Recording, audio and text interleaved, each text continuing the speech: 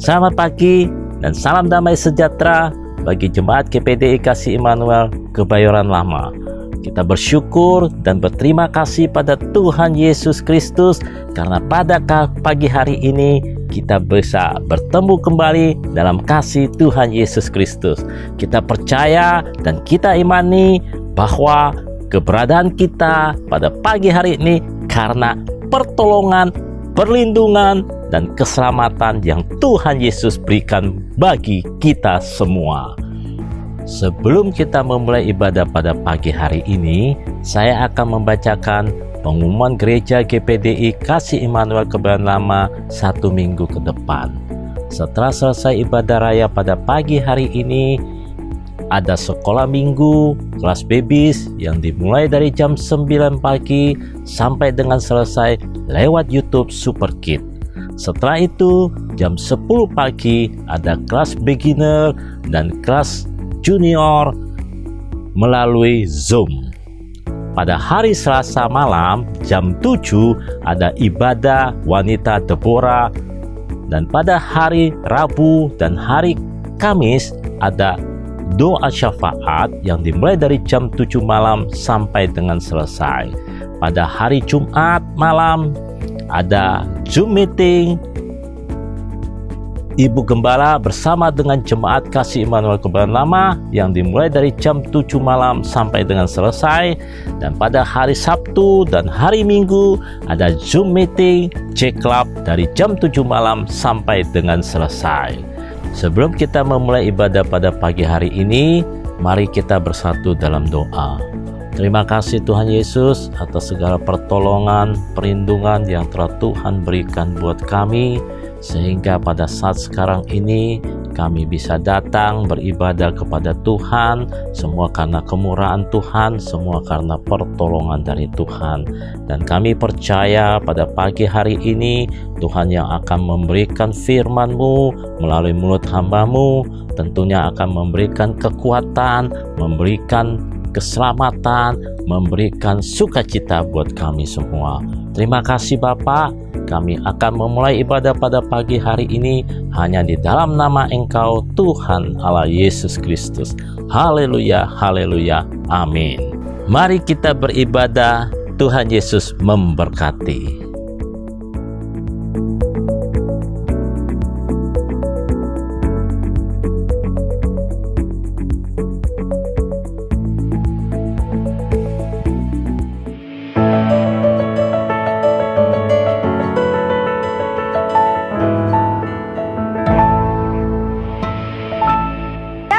Selamat pagi Bapak Ibu Saudara yang dikasihi Tuhan. Kita bersyukur untuk penyertaan Tuhan sepanjang 1 minggu yang sudah kita lalui. Terima kasih Tuhan Yesus, Engkau sungguh baik buat kami semua. Sama-sama kita mau bersyukur, kita mau bersukacita di dalam Tuhan. Haleluya.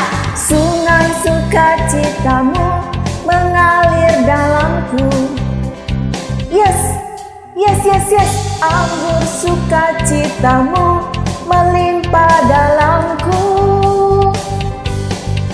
Ku menari dan bersuka, pujimu di setiap waktu, sebab sungai sukacitamu ada dalamku.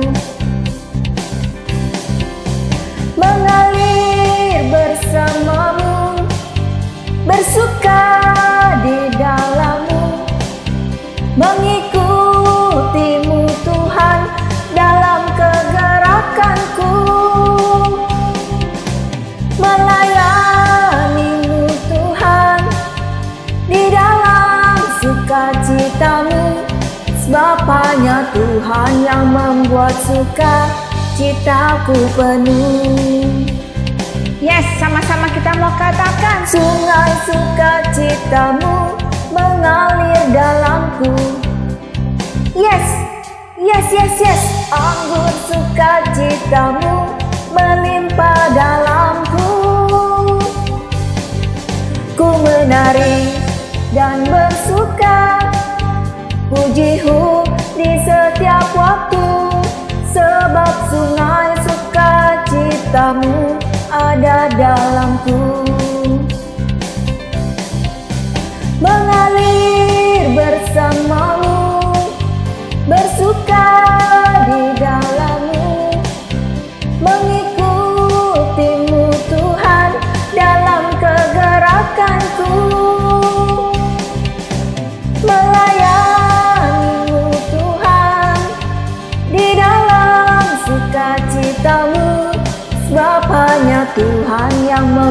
suka citaku penuh, mengalir bersamamu, bersuka di dalammu, mengikutimu Tuhan dalam kegerakanku, melayanimu Tuhan di dalam sukacitamu, sebab hanya Tuhan yang membuat suka citaku penuh, sebab hanya Tuhan yang membuat suka citaku penuh, sebab hanya Tuhan yang membuat suka citaku penuh. Haleluya, berikan kemuliaan buat Tuhan kita Yesus Kristus. Amin. Tuhan sumber sukacita kita, Tuhan sumber kehidupan kita. Terima kasih Tuhan Yesus, oleh karena kemurahan-Mu Tuhan, kami boleh ada sampai hari ini. Kami menikmati setiap berkat-Mu, kami menikmati setiap kebaikan. Haleluya, haleluya. Terima kasih Tuhan Yesus. Oleh karena kemurahan Tuhan, ku ada sampai hari ini. Oleh karena kebaikan Tuhan, janji-Mu terjadi bagiku. Ku sembah Kau Tuhan, ku mengangkat tanganku, selamanya Kau ajaib bagiku. Ku sembah Kau Tuhan, ku mengangkat wajahku, selamanya Kau hebat bagiku.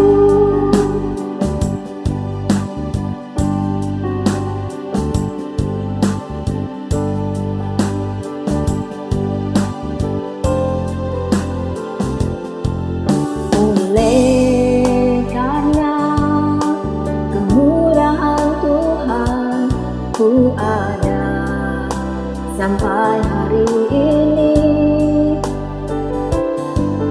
Oleh karena kebaikan Tuhan, janji-Mu terjadi bagiku.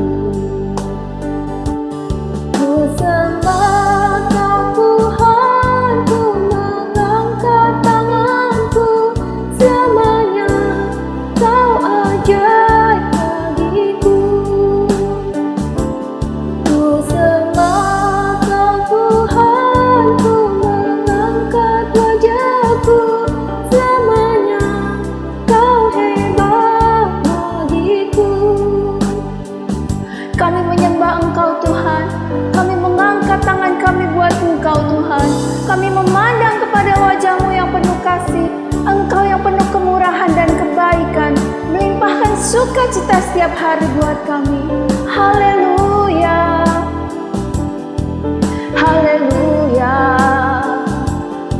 haleluya. Ku sembah Kau Tuhan, ku mengangkat tanganku, selamanya Kau ajaib bagiku. Ku sembah Kau Tuhan, ku mengangkat wajahku, selamanya Kau hebat bagiku. Selamanya Kau hebat bagiku, selamanya Kau hebat bagiku. Haleluya. Terima kasih Tuhan Yesus. Sungguh Engkau yang terhebat di dalam hidup kami. Engkau ajaib, luar biasa. Kasih-Mu besar buat kami Tuhan. Terima kasih Bapa. Kami bersyukur. Kami berterima kasih Tuhan. Pagi hari ini kami siap mendengarkan firman-Mu. Biar kebenaran-Mu semakin dibukakan buat kami. Tuhan, biar iman kami semakin kuat dan teguh di dalam Engkau. Kami mau berjalan selalu di dalam kebenaran-Mu Tuhan. Engkau yang menuntun kami, Engkau yang memegang tangan kami. Terima kasih Bapa di surga. Di dalam nama Tuhan Yesus kami menyambut firman-Mu. Haleluya. Amin.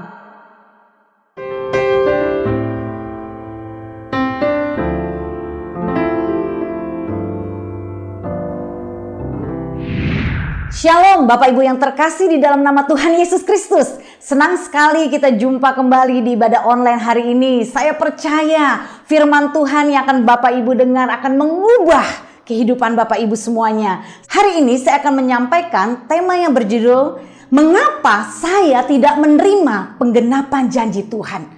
Ini adalah satu pertanyaan klasik dan pertanyaan terbesar yang banyak dialami oleh orang-orang percaya. Sering banyak orang konseling kepada saya dan bertanya, Bu Pendeta, kenapa ya? Kok janji Tuhan belum digenapi dalam hidup saya? Kok suami saya belum kembali kepada saya? Kok keuangan saya masih morat-marit? Kok anak saya belum berubah? Suami saya, istri saya, mertua saya, ipar saya, bisnis saya, kok masih sama ya? Bahkan makin berantakan. Ini menjadi pertanyaan banyak orang percaya, mengapa saya tidak menerima penggenapan janji Tuhan. Yakobus 1 ayat 6-7 berkata, hendaklah ia memintanya dalam iman dan sama sekali jangan bimbang. Sebab orang yang bimbang sama dengan gelombang laut yang diombang-ambingkan kian kemari oleh angin. Orang yang demikian janganlah mengira bahwa ia akan menerima sesuatu dari Tuhan. Ayat ini jelas berkata bahwa memintanya dalam iman sama sekali jangan bimbang. Yang membuat orang percaya kita anak-anak Tuhan tidak menerima dan mengalami penggenapan janji Tuhan adalah karena kita bimbang. Ini yang dialami oleh para murid Yesus, Bapak Ibu. Tuhan Yesus tidak pernah berkata kepada murid-muridnya, hai kamu yang kurang berdoa, hai kamu yang kurang puasa, hai kamu yang kurang memberi, hai kamu yang kurang melayani. Tapi Tuhan Yesus selalu berkali-kali berkata kepada murid-muridnya, hai kamu yang kurang percaya. Kebimbangan adalah penghambat untuk kita mengalami penggenapan janji Tuhan. Ayat ini berkata, orang yang bimbang sama seperti gelombang laut. Ya, hatinya cemas, panik, tidak tenang, terombang-ambing. Itu yang menyebabkan banyak umat Tuhan tidak mengalami penggenapan janji Tuhan. Kenapa? Karena bimbang, saudara. Ayo angkat tangan kita sama-sama hari ini, katakan sadar ya. Apakah saya bimbang? Ini pertanyaan yang penting, bukan bertanya terus mengapa Tuhan tidak menjawab doa saya, atau mengapa Tuhan kok saya tidak mengalami janji Tuhan. Bukan itu lagi yang ditanya. Tanya sama diri Bapak Ibu sendiri, mengapa saya bimbang? Mengapa saya ragu? Kenapa saya khawatir? Itu pertanyaan yang jauh lebih penting, saudara. Ya, karena akar dari masalah kita adalah kebimbangan dan keraguan kita. Amsal 3 ayat 5 berkata, percayalah kepada Tuhan dengan segenap hatimu dan janganlah bersandar kepada pengertianmu sendiri. Percayalah kepada Tuhan, saudara. Ayo Bapak Ibu yang di rumah, dimanapun Anda berada, katakan kepada orang di sebelah kanan kirimu, percayalah kepada Tuhan. Hey, ya, percayalah kepada Tuhan.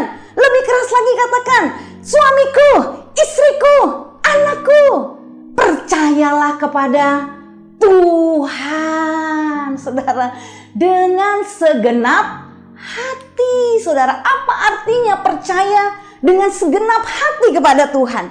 Sama sekali jangan bimbang. Ya, sama sekali tidak bimbang, percaya yang utuh, percaya yang bulat. Sepenuhnya kita mempercayakan diri kita kepada Tuhan. Artinya apa? Tetap percaya sekalipun ya keadaannya tidak berubah, kondisinya semakin buruk. Ya, contohnya siapa, saudara? Abraham.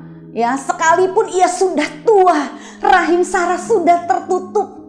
Ya, tetapi terhadap janji Allah Abraham tetap percaya dan dia tidak bimbang. Bahkan dikatakan sekalipun tidak ada dasar untuk Abraham percaya, saudara, dia tetap percaya. Ketika dia melihat bintang di langit, pasir di tepi pantai, dan bahkan dia berkata kepada dirinya, aku bapa bagi banyak bangsa. Wow, anak satu aja nggak punya, saudara ya. Tapi ngomongnya, kalau kita lihat kehidupan Abraham zaman dulu, saudara, itu seperti orang gila, nggak waras ya. Dia berkata, ya aku bapa bagi banyak bangsa. Padahal anak satu aja tidak ada, saudara. Ini baru percaya dengan segenap hati.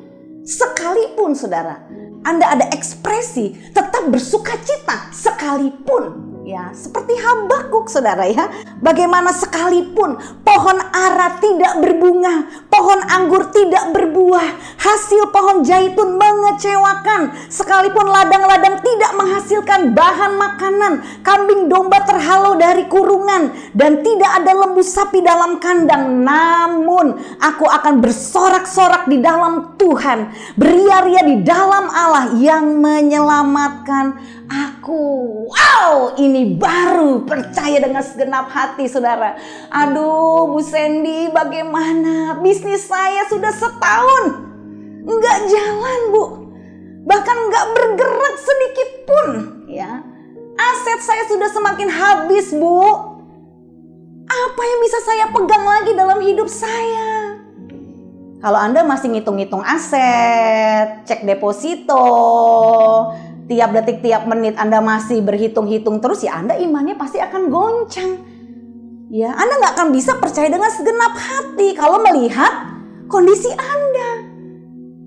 Nah, ini disinilah, saudara, bagaimana, saudara, iman kita tuh pasti akan diuji. Pada waktu Tuhan memberikan janjinya, itu tidak langsung terjadi digenapi saat itu juga, saudara. Butuh waktu, butuh proses. Di dalam proses inilah yang seringkali tanpa sadar Anda terjebak lagi di dalam kebimbangan, keraguan. Udah terlalu lama ini, Bu Pendeta, udah terlalu lama. Mau sampai kapan? Saya sedikit lagi mati, Bu, mati. Ya jadilah menurut imanmu, saudara. Kalau engkau bimbang, kau tidak akan pernah menerima apapun dari Tuhan. Ya, sama sekali tidak bimbang itu artinya juga apa, saudara? Tetap taat walaupun berat. Ya, seperti kisah Simon Petrus. Ya, pergilah ke tempat yang dalam. Aduh Tuhan, sudah semalam-malaman aku mencari ikan, aku nggak dapat apa-apa, Tuhan. Ayo. Ya, ini yang saya dan suami juga alami, saudara, di masa sulit kami, di tengah kami memiliki kondisi hutang. Ya, kami bertanya kepada Tuhan, bagaimana caranya kami menyelesaikan hutang-hutang kami. Ya, gaji 3 juta, hutang 15 juta, mau mikir sampai 7 keliling pun, saudara, nggak akan ada solusi. Mau datang ke pakar keuangan manapun, tetap tidak akan ada solusi. Nah, masa Anda mesti ngalamin dulu peristiwa yang sampai udah datang kemana-mana nggak ada solusi, baru percaya dengan segenap hati?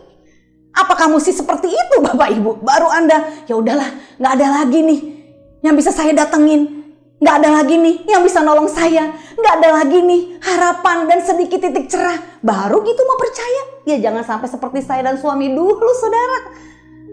Ya, akar masalah saya dan suami punya problem keuangan adalah kami bimbang tentang masa depan kami. Kami mulai berhitung-hitung, aduh, kita berdua full time di gereja. Mau beli susu anak 1 kaleng aja mikir 7 keliling susahnya. Teman saya belanja 15 menit pada waktu kita belanja bareng, 15 menit gerobaknya itu, saudara ya.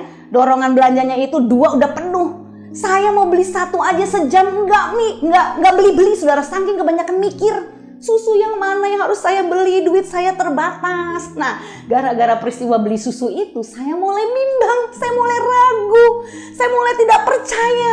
Bagaimana Tuhan masa depan saya? Punya 1 anak mau beli 1 susu aja kok susah. Nah, ketika saya bimbang, saya ragu, mulai masuklah, saudara ya, yang buat saya pada waktu itu ide-ide kreatif.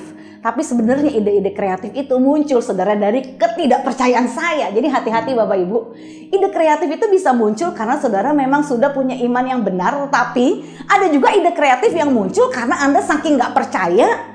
Ya, akhirnya muncul juga ide-ide kreatif tapi menyimpang. Pada akhirnya menyimpang. Ya, dan saya melakukan bersama suami hal-hal yang tidak di dalam perkenanan Tuhan, saudara. Walaupun saya melakukan bisnis dengan jujur, saya melakukan semua prosesnya, tapi Tuhan tidak berkenan. Kenapa? Karena saya menyimpang dari panggilan saya. Kenapa saya menyimpang? Karena saya bimbang, karena saya khawatir. Makanya hidup kami kacau, Bapak Ibu. Ya, taat walaupun berat, saudara. Nah, waktu kami sadar, waduh ini udah benar-benar udah jatuh ketiban tangga pula ini, saudara ya. Hutang bertubi-tubi, saudara ya. Aduh, hidup nggak tenang, hidup punya utang tuh nggak enak, gelisah, jantung berdebar-debar, saudara. Disitulah ya suara Tuhan jelas berkata, karena kamu terlalu khawatir, kamu tidak percaya akan hidupmu, akan masa depanmu. Saya dan suami bertobat, saudara. Saya kembali taat kepada perintah Tuhan, kembali kepada panggilanku. Aku memanggilmu untuk melayani aku sepenuh waktu. Itu perintah buat saya dan suami. Sekalipun berat, masih banyak juga pada saat itu bisnis-bisnis yang menjanjikan yang bisa kami kerjakan, saudara. Ya, tapi dengan memang masalah keuangan yang sudah banyak, kasus hutang ini, saudara, kami akhirnya stop, saudara ya. Mau sampai sejauh mana lagi ini hutang kami kalau kami lanjutkan? Dan kami kembali menenangkan hati kami, mencari perintah Tuhan. Dan pada waktu Tuhan bilang, kembali layanilah aku. Lakukanlah panggilanmu di dalam aku sepenuhnya. Dan kami taat, walaupun berat, tidak ada jaminan. Tapi kami taat, saudara. Hari ini kami menikmati penggenapan janji Tuhan. Saudara, kalau bekerja di kantor itu atau kita melakukan bisnis itu enak ya. Semuanya sudah dijamin di depan. Kalau bapak dan ibu punya proyek, oh proyek 1M, untungnya berapa? Udah bisa hitung kan? Oh kamu dapat sekian keuntungannya. Atau bapak ibu bekerja di kantor, oh kamu bekerja dari jam 9 sampai jam 5, gaji setiap bulan sekian, bonus sekian, nanti ada reward, komisi lagi. Ya itu jelas. Tapi untuk kami yang panggilan sepenuhnya melayani Tuhan, saudara, memberi hidup, kami tidak ada jaminan secara apa yang akan kami terima nantinya. Nah itu yang membuat saya kadang-kadang membanding-bandingkan dengan dulu. Saya bekerja kok begini jelas. Kok saya melayani Tuhan kok jadi nggak jelas. Itu yang buat saya ragu, saudara. Sampai saya pengaruhi suami saya juga untuk keluar dari panggilan. Nah itu bahayanya kalau suami istri, saudara. Satu bimbang bisa mempengaruhi yang satunya. Ini hati-hati karena suami istri itu punya yang namanya kesatuan, saudara. Satu bimbang bisa melemahkan pasangannya. Makanya harus salah satu tetap teguh imannya di dalam Tuhan, saudara ya. Nah, jadi sama sekali tidak bimbang artinya tetap taat walaupun. Ya, sama sekali tidak bimbang juga artinya apa? Tetap jujur dan hidup kudus walaupun. Ya, di depan mata ya ada daging yang siap disantap, saudara ya. Wah, komisi menggiurkan ya, tapi itu semuanya suap, saudara. Hati-hati, saudara ya.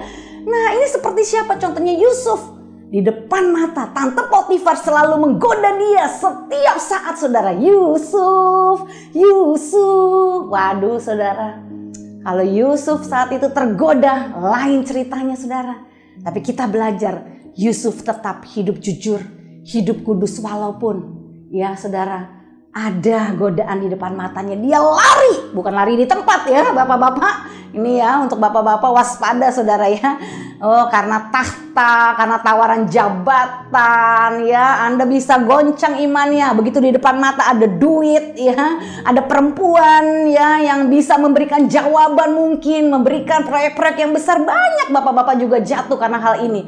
Saudara, tetap percaya dengan segenap hati dan sama sekali tidak bimbang artinya adalah tetap jujur dan hidup kudus walaupun di depan mata godaan itu begitu menggiurkan, saudara. Sama sekali tidak bimbang artinya juga apa, saudara? Tetap memuji Tuhan sekalipun. Aduh bu, blank bu. Aduh banyak, saudara ya orang konseling sama saya.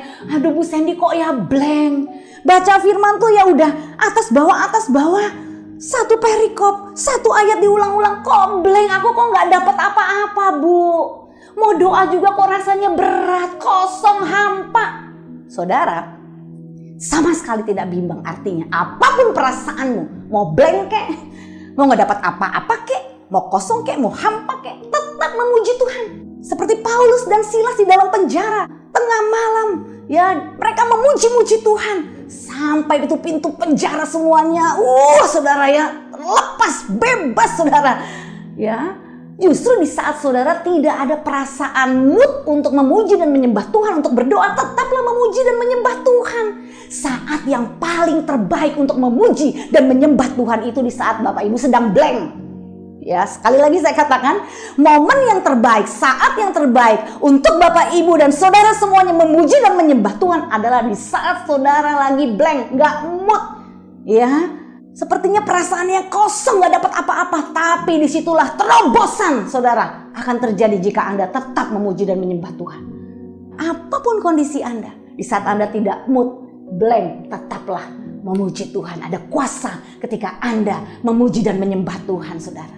Saya bersyukur, saudara. Ya, selalu saya ulangi kesaksian ini. Mama saya selalu katakan, Sandy, Mervin, Reki, Heski, kalian semua pasti jadi hamba Tuhan. Ya, jadi pendeta. Wah, saudara ya. Wah, mama saya tidak bimbang, tidak ragu. Padahal kenyataannya saya perokok, pemabuk, pejina. Adik saya 3 juga seperti itu. Hidup kami hancur. Tapi mama saya tetap berkatakan, saudara, kalian pasti akan jadi hamba Tuhan yang diurapi Tuhan. Dan hari ini semuanya terjadi, saudara. Kenapa semuanya terjadi? Apa karena mama saya lebih hebat dari Bapak Ibu Saudara? Tidak, mama saya tetap mempercayakan dirinya kepada Tuhan dan mempercayakan masa depan anak-anaknya kepada Tuhan. Dan akhirnya semua itu digenapi, dialami oleh mama saya. Dia menikmati masa tuanya dengan menyaksikan anak cucunya melayani Tuhan. Kunci menerima penggenapan janji Allah adalah percaya dengan segenap hati, saudara. Sama sekali tidak bimbang. Saudara, sadarlah bahwa ketidakpercayaan kita itu menggusarkan, menjengkelkan, dan mendukakan hati Tuhan. Tuhan Yesus dalam Lukas 9 ayat 41 berkata, "Hai kamu angkatan yang tidak percaya dan yang sesat, berapa lama lagi aku harus tinggal di antara kamu dan sabar terhadap kamu?" Satu hari Tuhan Yesus berkata kepada para murid, "Mari kita pergi ke seberang danau." Lalu ketika dalam perjalanan, saudara, Tuhan sudah berfirman. Dan kalau Tuhan sudah berfirman, kita ke seberang danau, artinya ke seberang danau, saudara. Karena apa yang Tuhan firmankan, itu pasti terjadi. Dan di tengah danau, saudara, datanglah angin badai. Dan Tuhan Yesus tidur di kapal itu. Lalu murid-murid Yesus menjadi begitu takut dan membangunkan Yesus dengan berkata, "Tuhan, Engkau tidak peduli kalau kami binasa." Bukankah itu yang sering terjadi, saudara? Tuhan sudah berfirman kepada kita, tetapi dalam perjalanan hidup kita seringkali terjadi badai, goncangan. Bagaimana reaksi kita? Takut. Lalu kita berkata-kata seakan-akan Tuhan tidak peduli kepada kita. Lalu bagaimana reaksi Tuhan? Matius 8 ayat 26, Ia berkata kepada mereka, "Mengapa kamu takut, kamu yang kurang percaya?" Lalu bangunlah Yesus menghardik angin dan danau itu, maka danau itu menjadi teduh sekali. Wajar dong Tuhan, kita takut. Kita ini di tengah badai. Apakah tidak wajar kalau kita takut, kita khawatir, kita gelisah? Kalau Tuhan Yesus sudah ada di dalam hidup kita dan kita masih takut, maka ketakutan itu adalah ketakutan yang tidak wajar di mata Tuhan. Karena apa, saudara? Karena ketakutan itu adalah tanda ketidakpercayaan kita. Mengapa Tuhan jengkel, bahkan marah atas ketidakpercayaan kita? Efesus 1 ayat 3 berkata, "Terpujilah Allah dan Bapa Tuhan kita Yesus Kristus yang dalam Kristus telah mengaruniakan kepada kita segala berkat rohani di dalam surga." Alkitab firman Allah yang hidup berkata, betapa kita memuji Allah Bapa Tuhan kita Yesus Kristus yang telah memberkati kita dengan segala berkat surgawi karena kita milik Kristus. Tuhan telah memberkati kita, bukan akan memberkati kita. Jadi Anda harus menyadari ini. Sesungguhnya Anda tidak perlu lagi meminta Tuhan memberkati Anda, karena Tuhan telah memberkati Anda. 1 Petrus pasal yang kedua ayat 24. Ia sendiri telah memikul dosa kita di dalam tubuhnya di kayu salib, supaya kita yang telah mati terhadap dosa hidup untuk kebenaran. Oleh bilur-bilurnya kamu telah sembuh, bukan akan sembuh, saudara. Itulah yang dialami oleh Mike Hess. Kalau Anda dengar khotbah saya minggu lalu tentang kesaksian dari Mike Hess, Ketika dia mengalami tumor di dadanya tambah besar, dia bimbang, saudara. Sampai satu titik dia menyadari bahwa dia telah disembuhkan oleh Tuhan. Dan dia tidak perlu lagi meminta Tuhan menyembuhkan dia. Karena Tuhan telah menyembuhkan dia.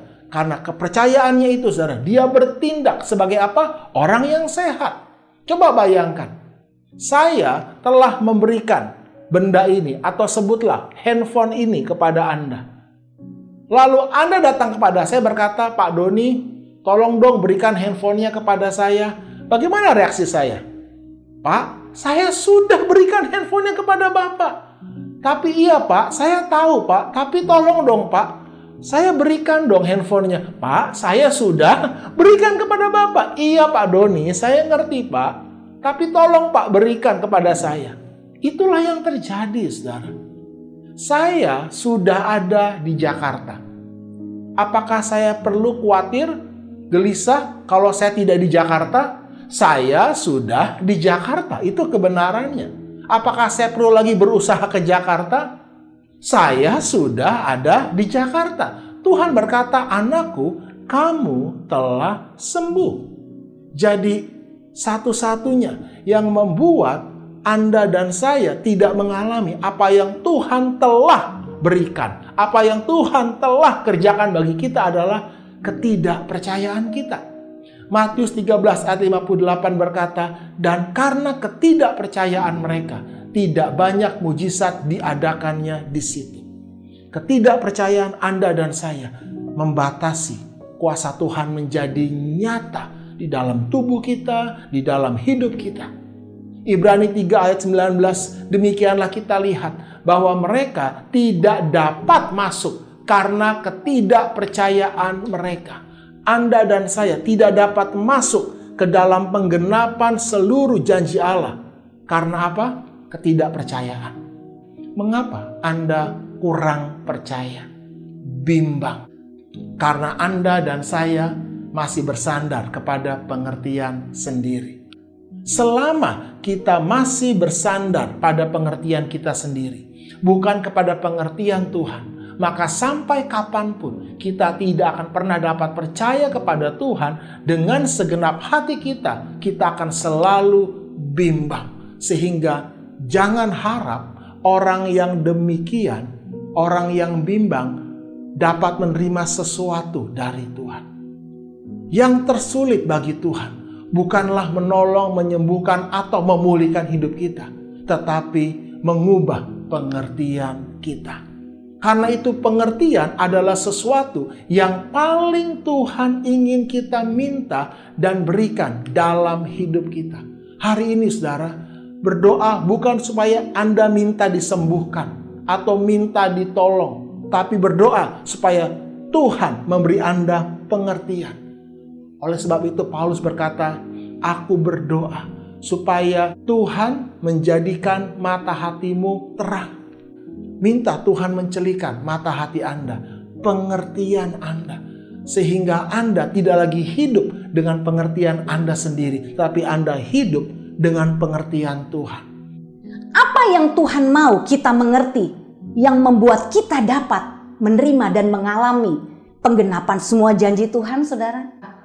Lewat firman Tuhan yang Bapak Ibu dengar, saudara dengar hari ini, saudara dapat pencerahan gitu loh.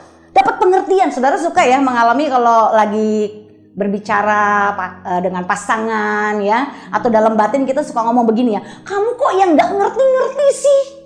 Ayo Bapak Ibu suka ngomong begitu gak? Ya, kamu kok gak ngerti-ngerti sih? Ya kan? Sebenarnya Bapak di surga Tuhan juga suka gitu. Aduh anakku, kamu kok yang gak ngerti-ngerti sih? Sudah berulang kali kisah-kisah di Alkitab itu kurang apa Bapak Ibu ya, dari kejadian bangsa Israel keluar dari perbudakan Mesir sampai kedatangan Tuhan Yesus, kematian, kebangkitan Tuhan Yesus naik ke surga. Oh, kisah para rasul, bagaimana murid-murid Yesus dipakai luar biasa mengadakan ya tanda-tanda mujizat yang begitu dahsyat. Kok kamu masih nggak ngerti-ngerti sih? Ya. Sama Bapak Ibu, kalau Bapak Ibu suka ngomong begitu sama pasanganmu, kok gak ngerti-ngerti sih? Tuhan juga hari ini ngomong begitu sama kita. Anakku, kok gak ngerti-ngerti sih? Aku mesti menunjukkan apa lagi terhadap kamu? Katakan sama-sama, mengerti. Kalau Anda tidak pernah mengerti dan memahami firman Tuhan, Anda nggak akan dapat apa-apa dari kuasa firman Tuhan itu. Ibrani 11 ayat 3 berkata, karena iman kita mengerti bahwa alam semesta telah dijadikan oleh firman Allah, sehingga apa yang kita lihat telah terjadi dari apa yang tidak dapat kita lihat. Artinya apa, saudara? Ada kuasa dalam perkataan firman Allah. Roma 9 ayat 28 berkata, sebab apa yang telah difirmankannya akan dilakukan Tuhan di atas bumi, sempurna dan segera. Saya katakan sekali lagi, saudara, sebab apa yang telah difirmankannya akan dilakukan Tuhan di atas bumi, sempurna dan segera. Katakan sama-sama, sempurna, segera. Amin. Siapa di sini Bapak Ibu percaya bahwa apa yang telah Tuhan firmankan dalam kehidupan Bapak Ibu akan Tuhan lakukan atas hidupmu, sempurna dan segera? Angkat tanganmu. Dalam nama Yesus saya berdoa hari ini, Bapak Ibu, engkau yang mengangkat tangan, engkau mendapatkan pengertian yang benar dari Tuhan. Roh Kudus menyingkapkan kebenaran dalam hidupmu, sehingga hidupmu tidak akan pernah menjadi sama lagi, saudara. Tuhan tidak melakukan apa yang kita ingin atau doakan, saudara. Sekali lagi saya katakan, Tuhan tidak melakukan apa yang kita inginkan atau doakan, tetapi apa yang Ia telah firmankan dalam hidup kita.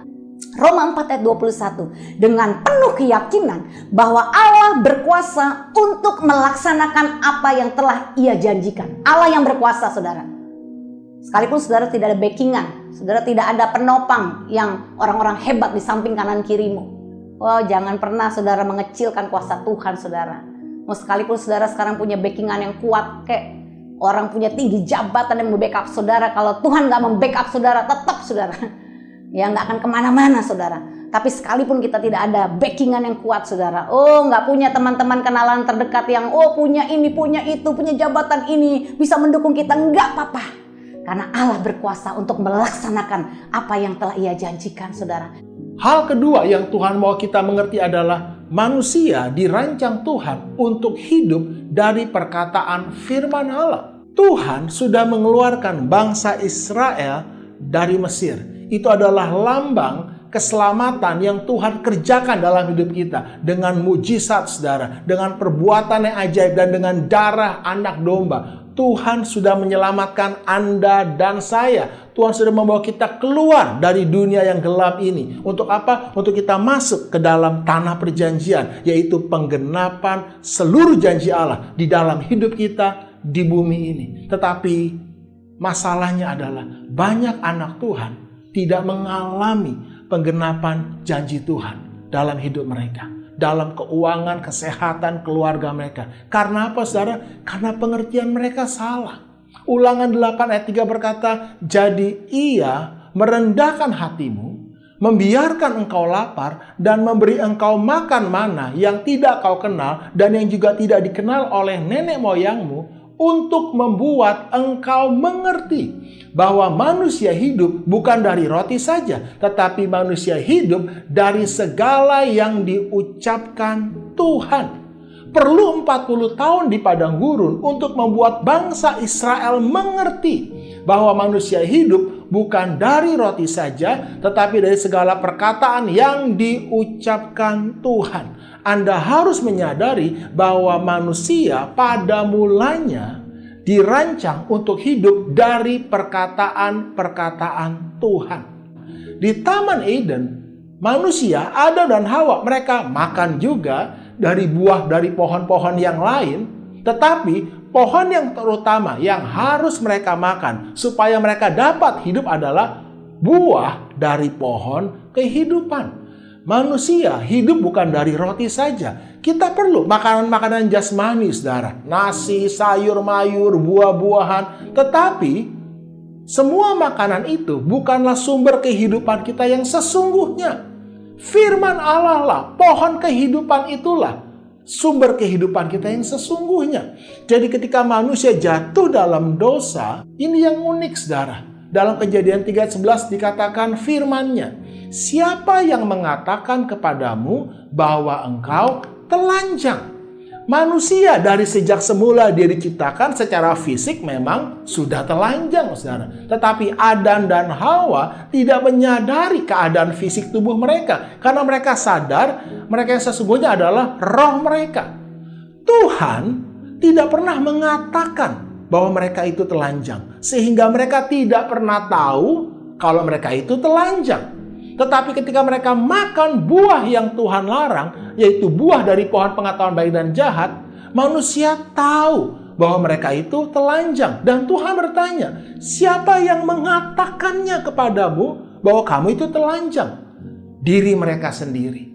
Jadi, sebelum manusia jatuh dalam dosa, manusia tidak punya sumber informasi yang lain. Hanya satu, perkataan Tuhan.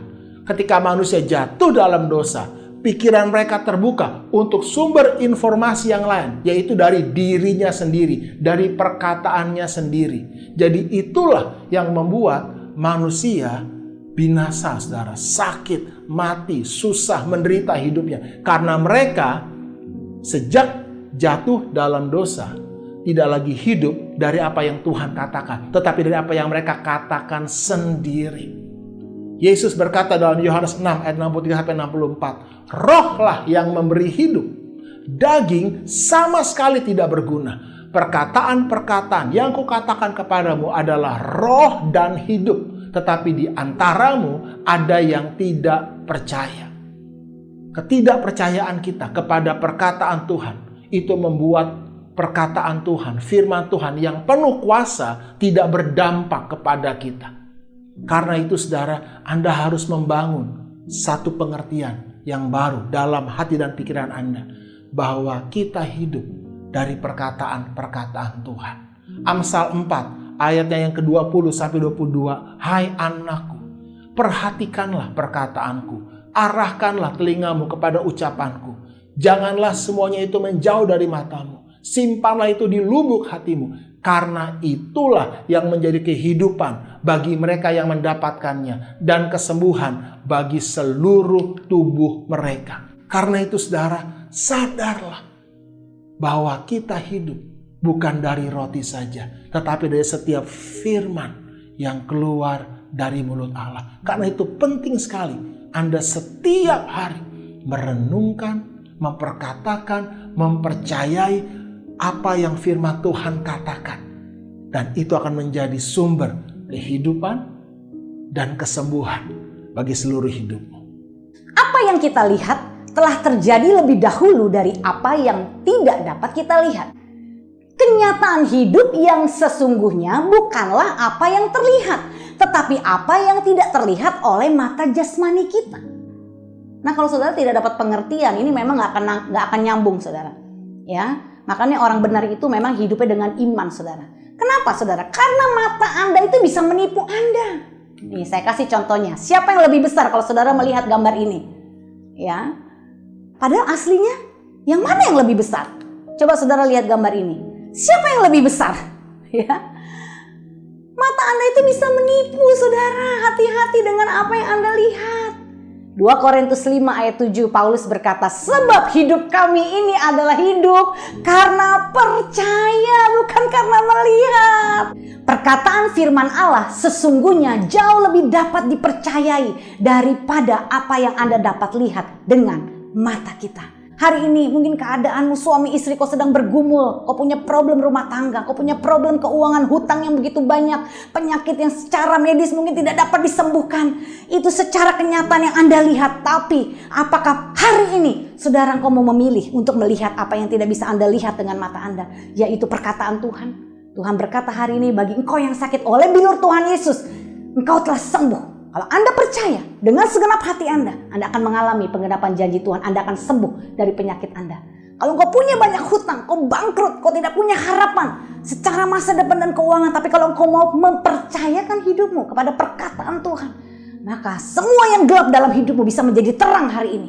Pilihan ada di tangan Bapak Ibu Saudara semuanya. Perkataan firman Allah sesungguhnya jauh lebih dapat dipercayai daripada apa yang Anda dapat lihat dengan mata Anda, saudara. Amsal 3 ayat 5 berkata, percayalah kepada Tuhan dengan segenap hatimu dan janganlah bersandar kepada pengertianmu sendiri. Hari ini saya berdoa, Anda semua yang mendengarkan firman Tuhan hari ini mendapat terobosan, pencerahan, pengertian daripada Tuhan. Roh Kudus mengubah kehidupan Anda hari ini. Mari kita berdoa. Bapa, terima kasih buat anugerah kepercayaan yang telah Tuhan berikan dalam hidup kami. Kau sedang melatih kami untuk melihat dengan apa yang tidak dapat kami lihat dengan mata jasmani kami, tapi kami boleh melihat dengan mata iman kami. Kami percaya apa yang sesungguhnya terjadi bukan apa yang kami lihat secara kenyataan hidup kami Tuhan, tetapi Engkau telah mengerjakan segala sesuatunya bagi kami dengan sempurna dan segera Tuhan. Kami mau Tuhan kembali hari ini mempercayakan hidup kami kepadamu, percaya dengan segenap hati kami, dan kami mau bertobat Tuhan untuk tidak mengandalkan pengertian kami sendiri. Kekacauan, kegelapan, kehampaan, kehancuran saat ini boleh terjadi dalam hidup kami, tapi endingnya, pada akhirnya kami melihat hari ini Engkaulah yang menang atas kami. Janjimu ya dan amin. Hari ini kami semuanya Tuhan yang mendengarkan firman Tuhan hari ini, oleh kasih anugerah Tuhan kami menerima penggenapan janjimu Tuhan dalam hidup kami. Di dalam nama Tuhan Yesus Kristus, mari kita semua yang percaya sama-sama katakan amin.